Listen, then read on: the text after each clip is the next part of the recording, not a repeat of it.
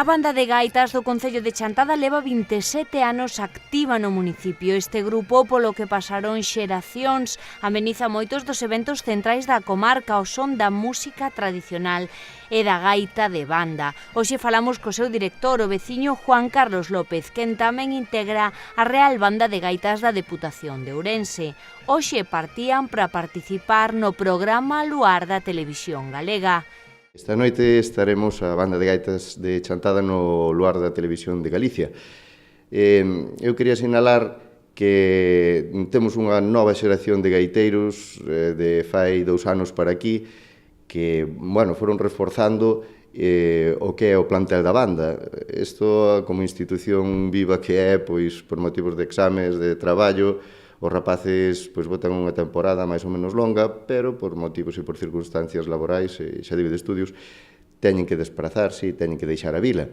Entón, aí temos a Escola de Gaitas, a cal aproveito tamén para animar aquí a todo o mundo, a todos os pequenos que se apunten, e de onde salen os futuros gaiteiros. Neste caso, temos unha banda infantil agora mesmo de casi 20 persoas, que veñen de ganar o certamen intercéltico. Celebrouse en Quiroga o 15 de abril e en Ribadavia o día 30.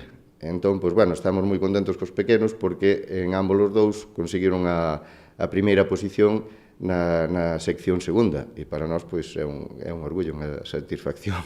Juan Carlos iniciou a Escola de Gaitas a finais dos anos 80 baixo o auspicio da Asociación Cultural Valdoasma.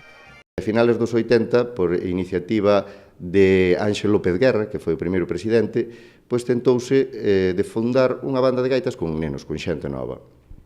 Encomendouseme a min esa misión e dende o ano 90, que se saiu a actuar por primeira vez, que se fixo a presentación ao público, ata o día de hoxe, foron infinidade de concertos, de certames, de viaxes por toda a xeografía.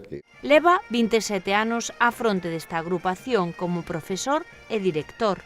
Casi prefiro que se me identifique máis co nome de mestre, porque a vocación en realidade é a de que os nenos, os pequenos, a ilusión máis grande é que os nenos aprendan e saian a tocar.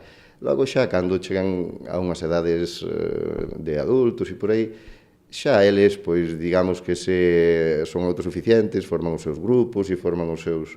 Pero, o mellor de todo é eso, que saia xente pequenos, que non se perda a afición da gaita, sobre todo en Chantada, porque levamos intrínseco o nome da muiñeira e entón, tentamos ir polo mundo deixando a mellor imaxe posible, non?